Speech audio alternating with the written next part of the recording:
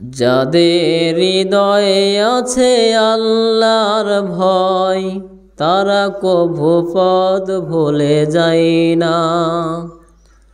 আল্লাহর প্রেম ছাড়া এই জীবনে কারো কাছে কোনো কিছু চাই না। আল্লাহর প্রেম ছাড়া এই দুনিয়ায় কারো কাছে কোনো কিছু চাই না। যাদের হৃদয়ে আছে আল্লাহর ভয়, তারা কভু পথ ভুলে যায় না। আলহামদুলিল্লাহ নাহমাদুহু ওয়া নাস্তাঈনুহু ওয়া নাস্তাগফিরুহু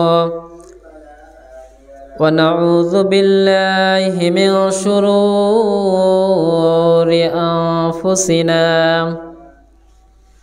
মান ইয়াহদিল্লাহু ফালা মুদিল্লা লাহু ওয়া মান ইউদ্লিলহু ফালা হাদিয়া লাহু ওয়া আশহাদু আল্লা ইলাহা ইল্লাল্লাহু ওয়াহদাহু লা শারীকা লাহু ওয়া আশহাদু আন্না মুহাম্মাদান আবদুহু ওয়া রাসূলুহু الذي أرسله بالحق بشيرا ونذيرا وداعيا إلى الله بإذنه وسراجا منيرا فقد قال الله تعالى في كلامه المجيد والفرقانه الحميد أعوذ بالله من الشيطان الرجيم بسم الله الرحمن الرحيم يوم نحشرهم جميعا بسم الله الرحمن الرحيم فحشرناهم فلم نغادر منهم أحدا وآخر آية اللهم صل على محمد وعلى آل محمد كما صليت على إبراهيم وعلى آل إبراهيم إنك حميد مجيد اللهم بارك على محمد وعلى آل محمد كما باركت على إبراهيم وعلى آل إبراهيم إنك حميد مجيد যাদের হৃদয়ে আছে আল্লাহর ভয়, তারা কভু পথ ভুলে যায় না। আল্লাহর প্রেম ছাড়া এই জীবনে কারো কাছে কোনো কিছু চাই না। আল্লাহর প্রেম ছাড়া এই দুনিয়ায় কারো কাছে কোনো কিছু চাই না। যাদের হৃদয়ে আছে আল্লাহর ভয়, তারা কভু পথ ভুলে যায় না। সমস্ত প্রশংসা সেই মহান আল্লাহ রাব্বুল আলামিনের জন্য, যিনি আমাদেরকে দীর্ঘ একটি সপ্তাহ পর জুমার দিনে জুমা মসজিদে আসার জন্য তৌফিক দান করেছেন। এই জন্য আমরা সকলে অন্তরের অন্তরস্থল হতে সেই মহা মনিবের উপর শুকরিয়া জ্ঞাপন করি। সবাই বলে আলহামদুলিল্লাহ। দরুদ ও সালাম বর্ষিত হোক আমাদের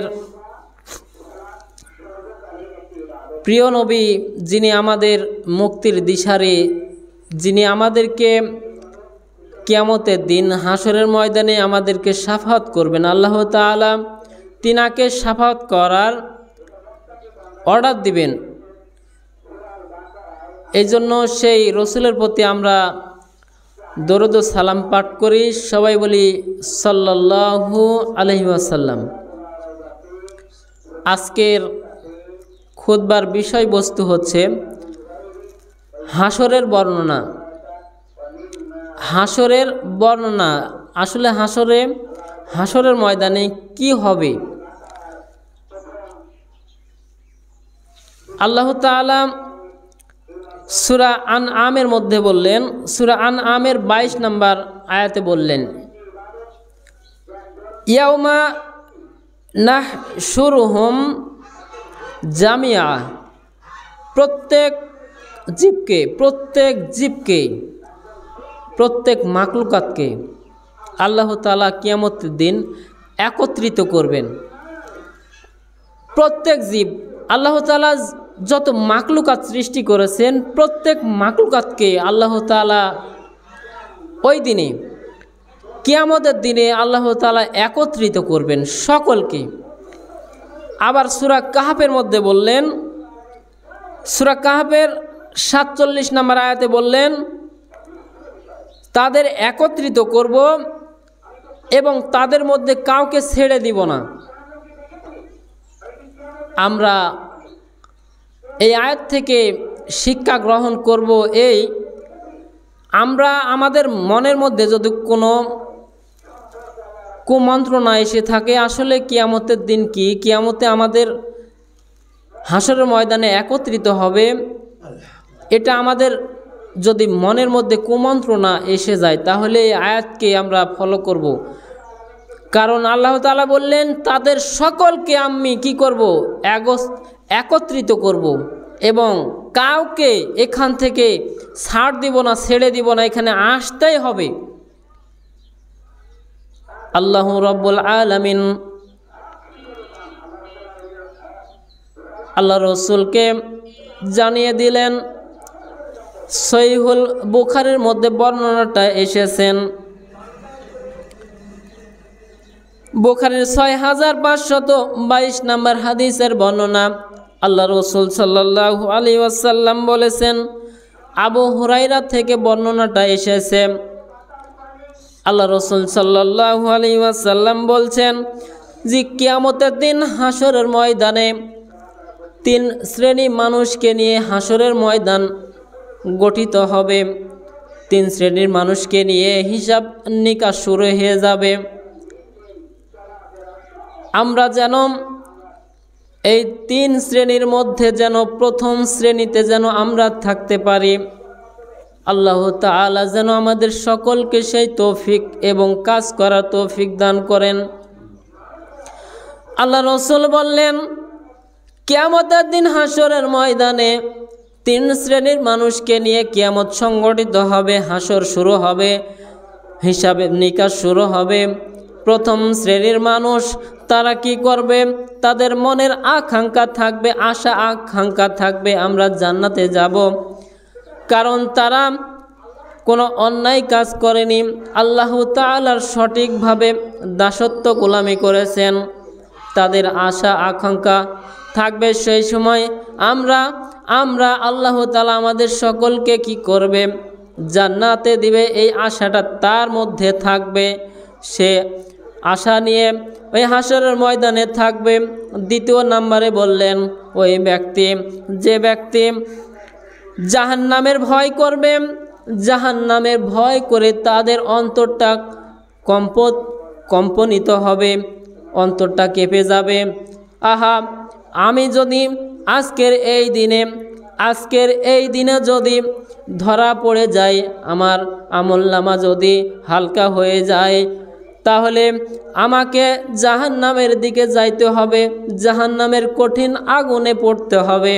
তাদের মনের মধ্যে এই ভয়টা কাজ করবে। আল্লাহ রসুল বললেন, যারা এই দ্বিতীয় শ্রেণীর ব্যক্তি তারা অন্তরে ভয় পোষণ করবে জাহান্নামের, তাদের কি হবে? আল্লাহ রসুল বললেন, তারা ওই সময় কবর থেকে ওঠার পর হাসরের ময়দানে দুইজন ব্যক্তি একটি উটের উপরে, উটের পিঠের উপরে আরোহণ করে এই হাসরের ময়দানে উপস্থিত হবে, সেই দিকে যাবে।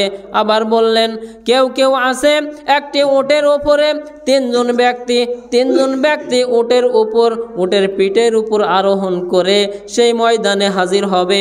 আবার বললেন কেউ কেউ চারজন একটি উটের পিঠের উপর আরোহণ করে সেখানে উপস্থিত হবে, হাসরের ময়দানে যাবে।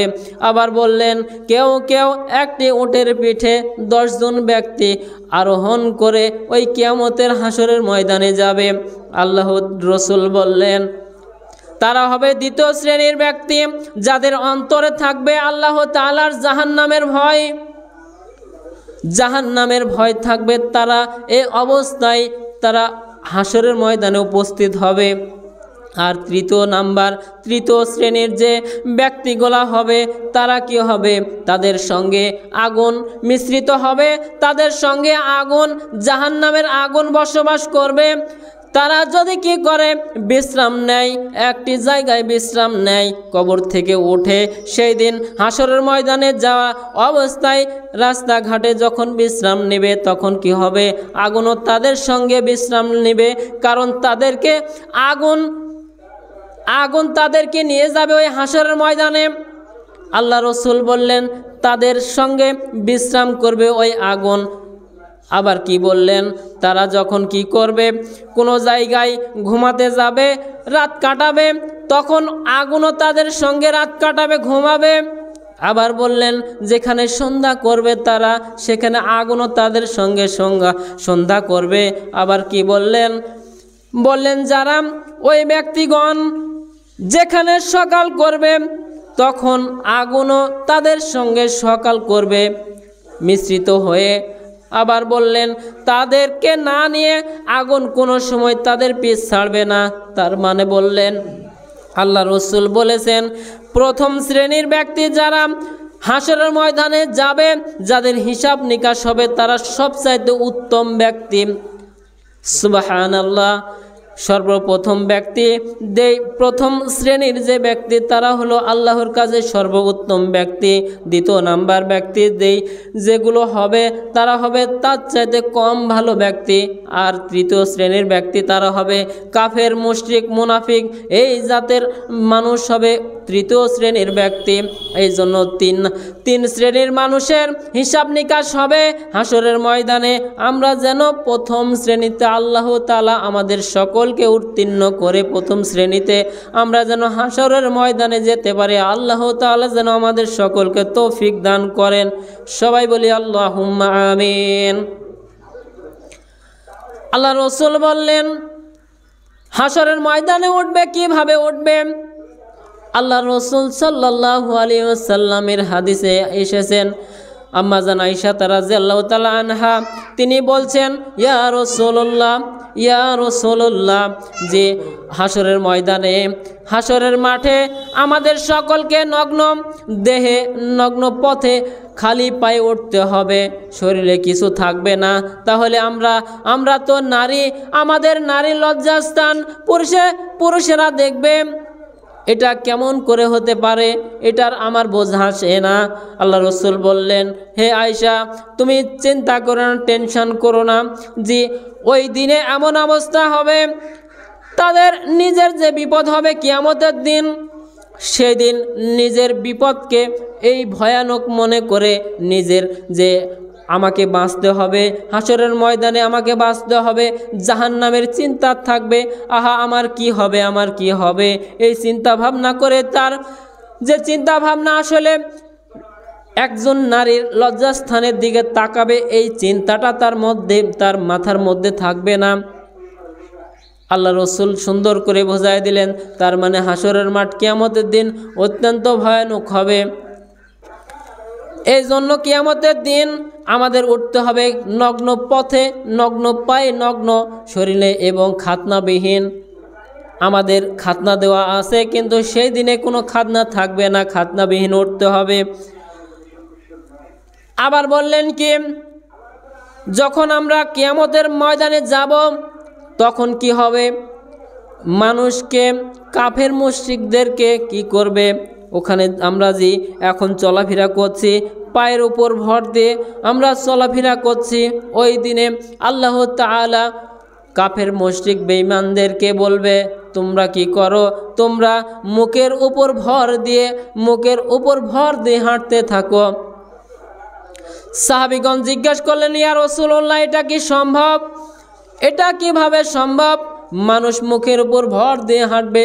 আল্লাহ রাসূল সাল্লাল্লাহু আলাইহি ওয়াসাল্লাম বলছেন, তোমরা কি জানো না আল্লাহ তাআলা মানুষকে দুনিয়াতে পায়ের উপর ভর দিয়ে হাঁটাতে পাচ্ছেন? তোমাদের কি মনের মধ্যে মাথার মধ্যে এটা আসে না আল্লাহ তাআলা দুনিয়াতে যে পায়ের উপর ভর দিয়ে হাঁটাচ্ছেন, চলাফেরা করাচ্ছেন, তাহলে কিয়ামতের দিন মুখ দিয়ে আমাদেরকে চলাফেরা করতে সেটা কি আল্লাহ তাআলার কাজ কি অসম্ভব? হাদিস নাম্বারে এসেছে সহিহ বুখারীর মধ্যে 6523 নাম্বার হাদিসের মধ্যে এসেছেন, আল্লাহ তাআলা আরও রসুলের মাধ্যম দিয়ে জানিয়ে দিলেন, শুধুমাত্র হাসর এত কঠিন হবে তাই নয়, হাসরের ময়দানে আমাদের সূর্য কত কোটি কোটি মাইল উপরে আছে, যে সূর্য আমরা যদি চৈত্র মাস বৈশাখ মাসে একটি পিচের উপর পাকার উপর দাঁড়িয়ে থাকি তাহলে বুঝতে পারবো আসলে সূর্যের কত তাপ, আমাদের সূর্যের কত তাপ। সূর্যের তাপে আমাদের শরীরটা ঘেমে যাবে। আমাদের পৃথিবীতে যে সিম্পল সাধারণ একটি সূর্যের তাপে আল্লাহ রসুল বললেন, ওই দিন কিয়ামতের দিন আমাদের সূর্যের অবস্থানটা হবে আমাদের মাথার উপরে 1 মাইল উপরে আমাদের সূর্যটা অবস্থান করবে। তাহলে দেখেন 1 মাইল কত কাছে, তাহলে আমরা এখন কোটি কোটি গুণ উপরে যে সূর্যটা রয়েছে এই সূর্যের তাপটা আমরা সহ্য করতে পারছি না। সেই দিন 1 মাইল মাথার উপরে হবে সূর্যটা অবস্থান করবে, তাহলে সেই দিন কি হবে? আল্লাহ রসুল বললেন, এই সূর্যের তাপে মানুষের শরীরটা ঘামতে থাকবে, প্রত্যেক মানুষের শরীরটা ঘামতে থাকবে। ঘামটা হবে কীরকম? ঘামটা হবে এরকম, ঘামটা ছড়িয়ে পড়বে 70 হাত পর্যন্ত। মানুষ থাকবে মাঝখানে, চারিদিকে থাকবে 70 হাত ঘামে থাকবে। আর কি হবে? আমল অনুযায়ী তার ঘামটা উঠতে থাকবে। যার আমলটা একটু কম, যার আমলটা একটু বেশি, পাপটা কম, তার থাকবে কি টাকনু পর্যন্ত তার ঘামটা হবে। যার একটু কম আমল, গুনাহটা বেশি, তার হাঁটু পর্যন্ত ঘাম হবে। তার একটু পাপটা বেশি, নেকটা কম, তার অবস্থা কি হবে? কোমর পর্যন্ত হবে তার ঘামের অবস্থা। আবার বলেছে যার তার চাইতে একটু কম আমল, নেক আমল, কিন্তু বেশি পাপ, তার অবস্থা কি হবে? তার কাঁধ বরাবর হবে তার ঘাম। আবার বললেন অনেক ব্যক্তি রয়েছে যার পাপটা হবে বেশি, নেকটা হবে খুবই কম। তার এমন অবস্থা হবে ঘামের ভিতরে, পানির ভিতরে যেরকম আমরা হাবুডুবু খাই, পানির ভিতরে যেমন আমরা হাবুডুবু খাই, সেই দিন আমাদের ঘামের উপরে ভাসতে হবে, হাবুডুবু খাবো, এমন অবস্থা হয়ে যাবে। এটাও এসেছে বুখারীর মধ্যে, বুখারী শরীফের বর্ণনা, এটাও বুখারীর মধ্যে এসেছে। আল্লাহ তাআলা আমাদের সকলকে যেন আমরা এই আযাব থেকে যেন রক্ষা পাই, আল্লাহ তাআলার তিনার রহমতের কুদরতি রহমত দ্বারা যেন আমরা আশ্রয় পাই, ক্ষমা পাই, আমরা যেন সেই আযাবের মুখোমুখি যেন আল্লাহ তাআলা আমাদের সকলকে না করেন। আমরা যেন এই শিক্ষা গ্রহণ করে নেক আমল করার চেষ্টা করব ইনশাআল্লাহ। আল্লাহ রসুল বললেন, হাসরের ময়দানে আল্লাহ তাআলা তার পায়ের টাকনোটা বের করে দিবেন। আল্লাহ তাআলার কত চেহারা সৌন্দর্য, কত নূর ঝমকাবে। আল্লাহ রসুল বললেন, কিয়ামতের দিন হাসরের ময়দানে আল্লাহ তাআলা তার পায়ের গোছা তার মানে টাকনো বের করবেন। আর আমাদের জীবদ্দশায় যারা আল্লাহ তাআলার দাসত্ব করেছেন, গোলামি করেছেন, আল্লাহকে সন্তুষ্টি করার জন্য সেজদা করেছেন, রুকু করেছেন, ওই দিন আল্লাহ তাআলাকে কি করবেন, তার টাকনুটা দেখে, তার পায়ের গোছাটা দেখে প্রত্যেকে সেজদায় লুটে যাবে, প্রত্যেকে সেজদা করবে। আল্লাহ রসুল বললেন, কিন্তু ওই ব্যক্তিগণ আল্লাহকে সেজদা করতে পারবে না। কোন ব্যক্তি? যে ব্যক্তি দুনিয়াতে সালাত আদায় করেছে মানুষকে দেখানোর জন্য, আসলে আমি একজন সালাতি, আমি একজন নামাজি, ওই ব্যক্তি ওই দিন সেজদা করতে যাবে, কিন্তু সেজদা তার হবে না। তার কোমরটা, তার হাঁটুটা এমন অবস্থা হবে, কিরকম হবে, একটি কাঠ যেরকম বাঁকাতে অসম্ভব হয়, একটা কাঠ, মনে করেন একটা লম্বা চৌকাঠ আপনি জীবনে কোনোদিন বাঁকাতে পারবেন না, যতই চেষ্টা করেন বাঁকাতে পারবেন না, ভেঙে যাবে, তাও বাঁকবে না। আর আমাদের কোমরটা দেখেন, ভাঙবে না, আমাদের কোমরটা কিন্তু ভাঁজ হয়। আল্লাহ রসুল বললেন, ওই দিন তার কোমর এবং তার হাঁটুটা এমন অবস্থা হবে, একটা কাঠের মতো হবে, যে কাঠকে যেরকম বাঁকানো যায় না সেরকম তার কোমরটা হবে, তার হাঁটুটা হবে। এই জন্য ওই ব্যক্তি আল্লাহকে কোনোদিন সেজদা করতে পারবে না, কারণ আল্লাহকে দুনিয়াতে ঠাট্টা বিদ্রুপ করেছে, মানুষকে দেখানো সালাত আদায় করেছে, সেজদা করেছে, রুকু করেছে। এজন্য আল্লাহ তাআলা সেই দিন কখনো ওই ব্যক্তিকে কি করবে না, সেজদা করার অনুমতি দেবে না, সেজদা করার সুযোগ পাবে না। এই হাদিসটি এসেছে বুখারীর মধ্যে 4919 নম্বর হাদিসের বর্ণনা। এই জন্য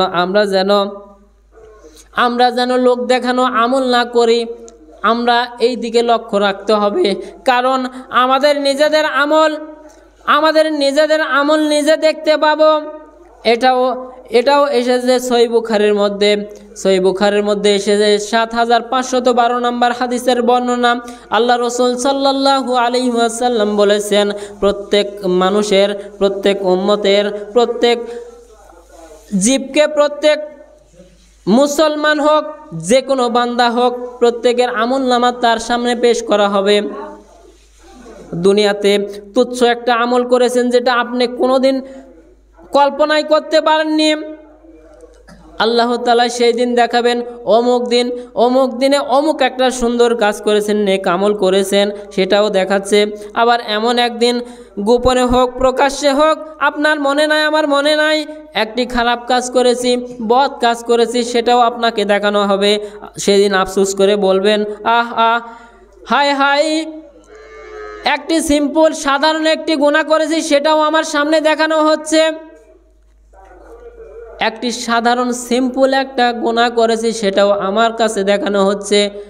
কিছু ছাড় নাই, প্রত্যেক আমলনামা নিজে নিজে দেখতে পারবেন। সেদিন কি হবে, আল্লাহ এবং ওই বান্দার সামনে কোনো পর্দা থাকবে না, সরাসরি কথা বলতে হবে।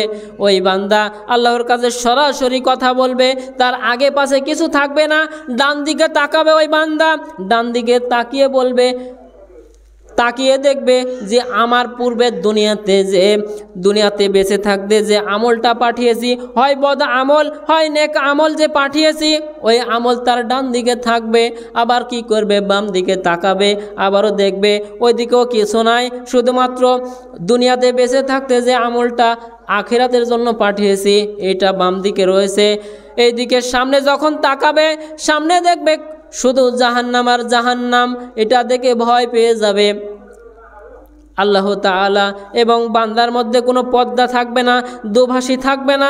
এখন বাংলাদেশে যদি কোনো পশ্চিমা দেশের কোনো প্রতিনিধি যদি আসার পরে আমরা মূর্খ মানুষ, এখানে যদি ইংরেজিতে কথা বলে আমরা বুঝবো না, তাহলে কি হয়, আরেকজন দুভাষী যে ইংরেজিও বোঝে, বাংলাও বোঝে, বাংলা দিয়ে বুঝিয়ে দেয় আমাদেরকে, এবং আমরা যা বলি ইংরেজি দিয়ে তাদেরকে বোঝায় দেয়।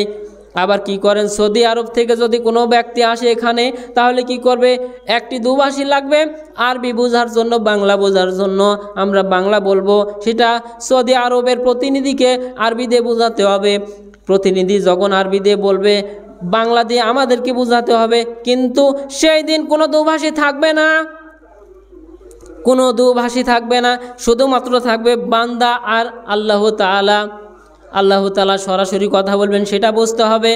বান্দা কথা বলবেন, সেটাও আল্লাহ তাআলা বুঝবেন। এই জন্য সেদিন তার নিজের আমলনামা নিজের কাছে দেওয়া হবে। তুমি নিজে পড়ো, তুমি নিজে দেখো এই আমল করেছো কিনা, এই বদ আমল করেছো কিনা। বান্দা সেদিন বলবে, হ্যাঁ আল্লাহ, আমি এই আমল করেছি, এই আমল করেছি, এই বদ কাজ করেছি। সেদিন কোনো কিছু ফাঁকি দেওয়ার, ছেড়ে দেওয়ার অপশান থাকবে না। আল্লাহ রসুল বললেন, ওই আযাবের কথা মনে রেখো, ওই আযাবের কথা মনে রেখে তোমরা কি করো, খেজুরের মাধ্যম দিয়ে হলো জাহান্নাম থেকে বাঁচো। খেজুর দিয়ে, তার মানে খেজুর একটি সম্পদ, একটি দ্রব্য, তার মূল্য রয়েছে। এই খেজুর দান করতে হবে। এই হাদিসের শেষে বলা হয়েছে, খেজুরের মাধ্যম দিয়ে হলেও আপনি জাহান্নাম থেকে বাঁচতে হবে। আবার বলেছেন, যদি খেজুর না পাও, তাহলে খেজুর গাছের যে ছাল রয়েছে, এই ছাল দ্বারা হলেও তুমি কি করো, দান করে জাহান্নাম থেকে বাঁচো। তার মানে আমরা বেশি বেশি দান সৎকা করতে হবে। কারণ আমরা দান সৎকা করব কোথায়? আপনার বাড়ির পাশে যে গান বাজনা হলো, এখানে দান সৎকা করলে হবে না, আপনাকে করতে হবে। গরিব দুঃখী মানুষ রয়েছে, তার কাছে দান সৎকা করবেন। আপনার পাশেই মসজিদ মাদ্রাসা রয়েছে, সেখানে আপনি দান সৎকা করবেন। কারণ এখানে বলা হয়েছে, তুচ্ছ কোনো আমল করলেও আপনার আমলনামা তাকে দেখানো হবে, শো করানো হবে। আবার তুচ্ছ রাস্তাঘাটে আপনি খেলাধুলা, গান বাজনার জন্য সিম্পল একটি 5টা টাকা দিলেন, 5টা টাকা দিলেন, আসলে মনে করছেন এই 5 টাকা দিলে হয়তো আমার কিছুই হবে না, কিন্তু আপনি মনে করেন এটা আল্লাহ তাআলার যে খাতা রয়েছে, আমলনামা রয়েছে, এই আমলনামায় লেখা হবে যে ওই ব্যক্তি ওই রাস্তায় গান বাজনা, খেলাধুলা, রং তামাশার জন্য 5টা টাকা দান করেছে। এই 5টা টাকা সওয়াবের বদলে কি হবে, পাপ হয়ে যাবে, গুনাহ হয়ে তার আমলনামায় লেখা হবে। এটা মনে করেন না সিম্পল বিষয়।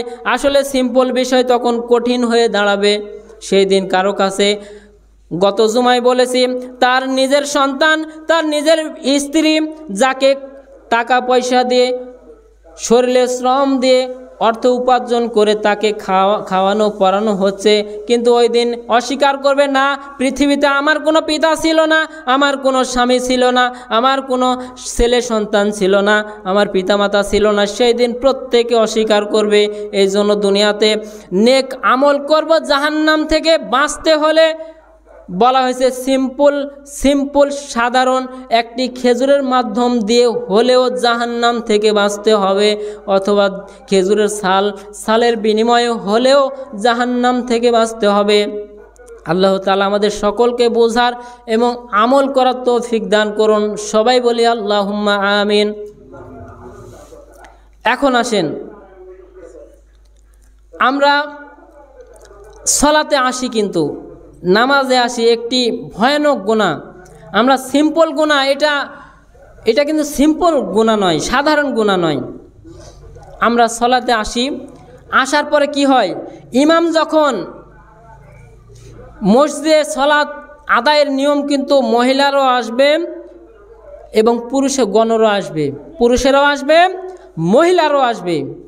যদি নাই আসতো তাহলে এই হাদিসটা আসতো না। এখন মনে করেন ইমাম যখন সলাতে দাঁড়িয়ে যাবে, দাঁড়ানোর পরে যখন রুকু সেজদা অথবা আপনার বৈঠকে যাওয়ার পর একটি ভুল করে ফেললো, তখন আমরা মুক্তাদি কী করি, একটা লুকমা দিই। লুকমাটা কিন্তু আলহামদুলিল্লাহ আল্লাহু আকবার দেয়া নয়, এটা কিন্তু সুবহান আল্লাহ বলা হয়। তাহলে ইমাম বোঝে যে এটা ভুল হচ্ছে, হয়তোবা সেজদা একটি কম হয়েছে, অথবা 1 রাকাত সালাত ভুল হয়েছে, এরকম। এখন মুক্তাদি কেউ বুঝতে পারলো না আসলে ইমাম ভুল করেছে। এখন পিছনে যে মহিলারা রয়েছে তাদের বুঝতে হয়, তারা কিন্তু সজাগ থাকে, তারা বুঝে আসলে ইমামের তো ভুল হচ্ছে এটা। তখন কি করবে ওই মহিলাটা? কি করবে? পুরুষের মতো কি সুবহানাল্লাহ বলবে? কোনোদিন বলবে না, কারণ মহিলাদের আওয়াজ বাহিরে পরপুরুষ শোনা নাজায়েজ, হারাম। তাহলে কি করবে? এক হাত দিয়ে আর এক হাতের উপরে 3টা থাবা দিবে, তাহলে বুঝতে হবে ইমামকে যে এটা ভুল হচ্ছে। এটা আসেন একটা বুঝালাম।